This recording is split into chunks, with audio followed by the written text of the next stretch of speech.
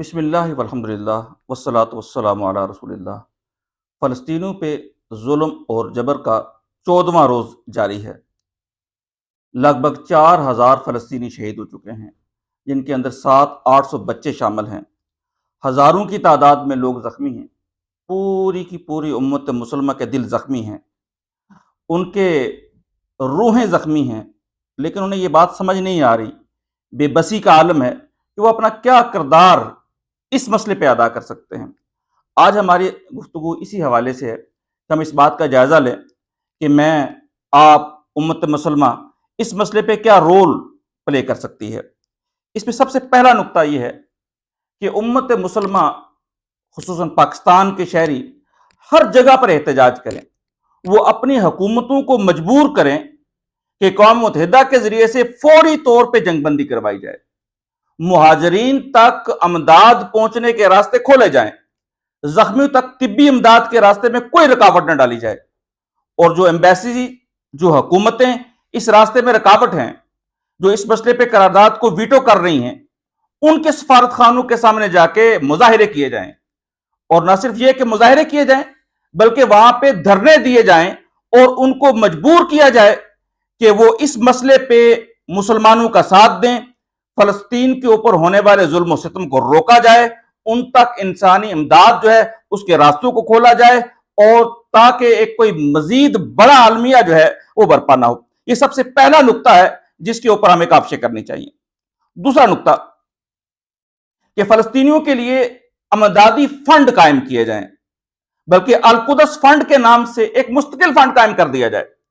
ابھی تھوڑا سا میں فکر کا جائزہ لے رہا تھا تو امریکہ دنیا کے جن ممالک کی مدد کرتا ہے ان میں سے مدد کا سب سے بڑا حصہ اسرائیل کو جاتا ہے، لیکن بدقسمتی سے مسلمانوں کے ہاں کوئی ایسا فنڈ موجود نہیں ہے، تو ہر فرد اس فنڈ کے اندر کچھ نہ کچھ حصہ ڈالے، یہ فنڈ مستقل طور پر قائم رہے، اس لیے کہ جو اسرائیلیوں کی طرف سے ظلم ہو رہا ہے یہ کوئی وقتی چیز نہیں ہے، یہ چلتی ہی رہے گی، ان کے گھروں کو مسمار کیا جاتا رہے گا، ان کے گھروں کو اجاڑا جاتا رہے گا۔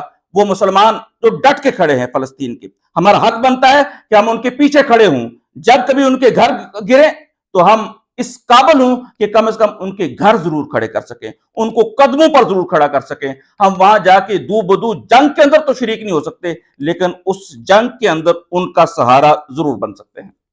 تیسرا نقطہ کہ سوشل میڈیا کو اس کام کے لیے خوب استعمال کیا جائے، جو میڈیا ہاؤسز ہیں بڑے بڑے، ان کو مجبور کیا جائے کہ وہ خصوصاً فلسطین بلٹن چلائیں، فلسطین کے حوالے سے خبریں الگ سے پیش کی جائیں۔ ہم اکثر سوشل میڈیا پہ دیکھتے ہیں کسی نیوز چینل کی اوپر ایک خبر چل رہی ہوتی ہے، پٹی چل رہی ہوتی ہے کہ فلسطین کے اوپر یہ واقعہ ہو گیا ہے، جب اس کلپ کو کھولا جاتا ہے 7 منٹ کا کلپ ہے، 8 منٹ کا کلپ ہے، وہاں پہ صرف 1 منٹ کی خبر موجود ہے، یعنی اس کو بھی انہوں نے ویورشپ کا ذریعہ بنا لیا ہے، اپنا ٹائم گین کرنے کا ذریعہ بنا لیا ہے۔ انہیں چاہیے چینلز کو مجبور کیا جائے، ان کے باہر بھی، ان کے دفاتر کے باہر بھی مظاہرے کیے جائیں کہ وہ فوکس کرے اس بات کے اوپر، اس مسئلے کے اوپر ڈاکومنٹریز بنائیں، اس مسئلے کے اوپر تازہ بتازہ خبریں لوگوں کے سامنے رکھیں، تاکہ لوگوں تک فلسطین کی خبریں بالکل ٹھیک طور پہ پہنچ سکیں۔ نہ صرف خبریں پہنچ سکیں بلکہ ان چیزوں کو اس تسلسل کے ساتھ کیا جائے، اس منظم انداز پہ کیا جائے کہ ہمارے بچوں کی گھٹی کے اندر، ان کے شعور یعنی لاشعور کے اندر یہ چیز شامل ہو جائے کہ فلسطین کی جنگ صرف فلسطینیوں کی جنگ نہیں ہے بلکہ یہ امت مسلمہ کی جنگ ہے، اور ہمیں اس میں اپنا رول ادا کرنا چاہیے۔ چوتھا جو ہم رول اس میں پلے کر سکتے ہیں وہ یہ ہے کہ جو یہودی مصنوعات ہیں ان کا بائیکاٹ کیا جائے، کم از کم وہ مصنوعات جن کا متبادل موجود ہے ان کا تو بائیکاٹ کیا جائے۔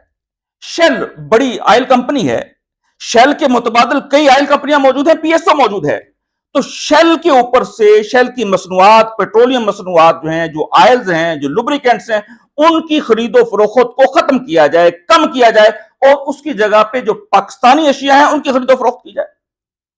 سیلولر کمپنی ہے، ٹیلینار کمپنی ہے، بہت بڑی کمپنی ہے، اور یہود کی جتنی کمپنیاں ہیں وہ ساری کی ساری اسرائیل کو جا کے فنڈنگ کر رہی ہوتی ہیں، تو اس کا بھی جس حد تک ممکن ہو بائیکاٹ کیا جائے۔ اور چھوٹی موٹی کئی اشیاء ایسی ہیں جو اسرائیل تیار کرتا ہے، ہمیں ان سے بھی بچنے کی کوشش کرنی چاہیے۔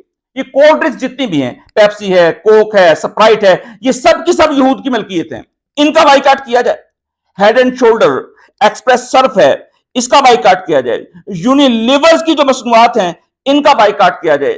پیمپر کے نام سے جو مصنوعات آ رہی ہیں وہ سب یہودی مالکان کی پروڈکٹ ہیں، ان کا بائیکاٹ کیا جائے، تاکہ اس پرافٹ کا جو ایک حصہ فلسطینیوں کے خلاف جا کے استعمال ہوتا ہے، ہم اس راستے میں تو کم سے کم رکاوٹ ضرور بن سکیں۔ یہ چوتھا نقطہ تھا۔ اس کے بعد آجی پانچواں جو نقطہ ہے کہ مسئلہ فلسطین کا ماضی کیا ہے، اس کا نقطہ آغاز کیا ہے، اس کا حال کیا ہے، اس کا مستقبل کیا ہے، اس کے بارے میں آگاہی کی مہم چلائی جائے۔ بہت سے لوگوں سے ملاقات ہوئی، پڑھے لکھے لوگ جن کی اس مسئلے سے دلچسپی ہے، انہیں بھی فلسطین کے بارے میں فگر اور فیکٹس معلوم نہیں ہے۔ حالانکہ یہ کوئی وقتی ایشو نہیں ہے، یہ صرف جگہ کا جھگڑا نہیں ہے، یہ صرف فلسطینیوں کا اور یہودیوں کا مسئلہ نہیں ہے، بلکہ یہ امت مسلمہ کا مسئلہ ہے۔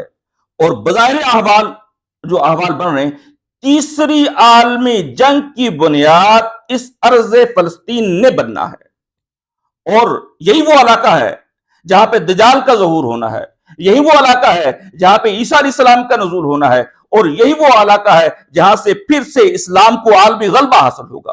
یعنی یہ کوئی وقتی مسئلہ مسلمانوں کے لیے نہیں ہے، بلکہ نہ صرف یہ ان کی دنیا بلکہ آخرت کا مسئلہ بھی ہے۔ لہٰذا اس معاملے میں جتنی لوگوں تک بات پہنچائی جا سکتی ہے، نبی اکرم صلی اللہ علیہ وآلہ وسلم کی احادیث پہنچائی جا سکتی ہیں۔ احادیث کے اندر اس بڑی جنگ کے حوالے سے الملحمۃ العظمیٰ کے الفاظ آتے ہیں، اور میگڈان کے الفاظ آتے ہیں۔ اتنی بڑی جنگ ہوگی، اتنی ہلاکت خیز جنگ ہوگی کہ احادیث کے اندر لفظ آتے ہیں، ایک پرندہ ایک جگہ سے اڑے گا، وہ اڑتے اڑتے کسی جگہ پہ جا کے رکنا چاہے گا، لیکن اس کو اترنے کے لیے لاشوں سے خالی جگہ نہیں ملے گی اور وہ تھک کے گر جائے گا۔ تو یہ واقعات بھی ہونے ہیں، اور ان کا نقطہ آغاز کیا بننا ہے؟ فلسطین بننا ہے۔ لہٰذا اس حوالے سے پوری امت کی ذہن سازی کی ضرورت ہے۔ اللہ تعالیٰ اس کے لیے ہمیں تیاری کرنے کی توفیق نصیب فرمائے۔ ایک اور بات کہ فلسطین جو قربانیاں دے رہے ہیں، جن مشکلات کا وہ شکار ہیں، اس کیفیت کو تھوڑی دیر کے لیے اپنے اوپر بھی طاری کریں۔ فلسطینی جو قربانیاں دے رہے ہیں، وہ صرف ایک زمین کے ٹکڑے کی حفاظت کے لیے نہیں دے رہے۔ بیت المقدس کی حفاظت صرف فلسطینیوں کی ذمہ داری نہیں ہے، یہ پوری امت مسلمہ کی ذمہ داری ہے۔ نبی اکرم صلی اللہ علیہ وآلہ وسلم نے جس جگہ پہ 1,24,000 انبیاء کی امامت کروائی، اور یہ امامت سمبل تھی کہ آج کے بعد دین محمد صلی اللہ علیہ وآلہ وسلم ہی دین اللہ ہوگا، اور یہی وہ مقام ہے جہاں سے نبی اکرم صلی اللہ علیہ وآلہ وسلم کے سفر معراج کا آغاز ہوا تھا۔ تو اس جگہ کی حفاظت صرف فلسطینیوں کی ذمہ داری نہیں ہے، ہماری بھی ذمہ داری ہے، اور اگر وہ ہماری طرف سے یہ ذمہ داری ادا کر رہے ہیں تو ان کے دکھ درد کو محسوس تو کیا جائے کہ وہ اسرائیلیوں کے گھیرے کے اندر ہیں، انہیں جب گھر کے باہر نکلنا پڑتا ہے تو کئی چیک پوسٹوں سے گزرنا پڑتا ہے، ان کا پانی، ان کا خوراک، ان کی ادویات ساری کی ساری اسرائیل سے ہو کے آ رہی ہوتی ہیں، اسرائیل جب چاہتا ہے ان کو روک لیتا ہے۔ تو فلسطینیوں کو اس دکھ کو محسوس کیا جائے، اس کرب کو محسوس کیا جائے، اور یہ سمجھا جائے کہ مسلمان واقعی ایک جسم کی مانند ہیں، انہیں تکلیف ہو رہی ہے تو ہمیں بھی اس کی تکلیف ہونی چاہیے۔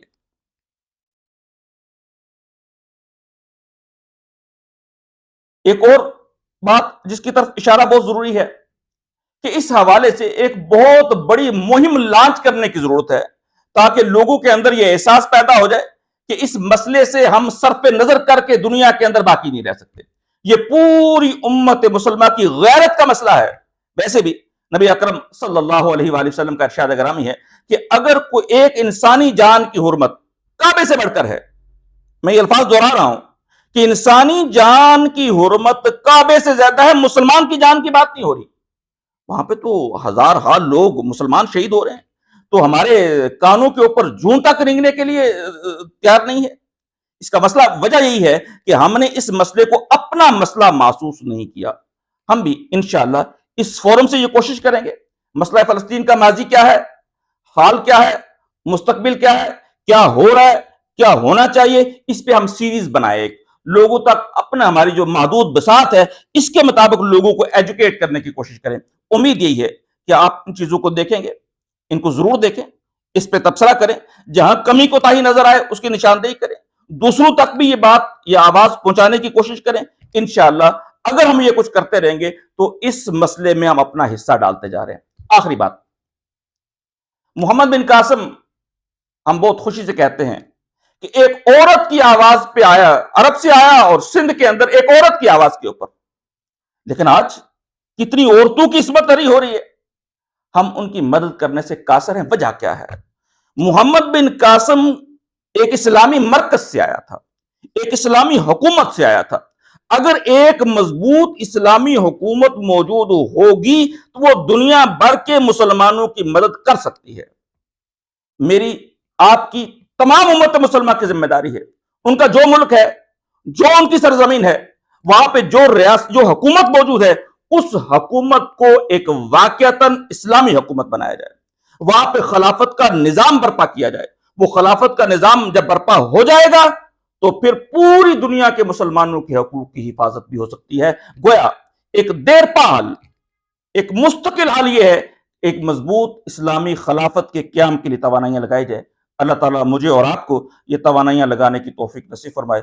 وآخر دعوانا ان الحمدللہ رب العالمین.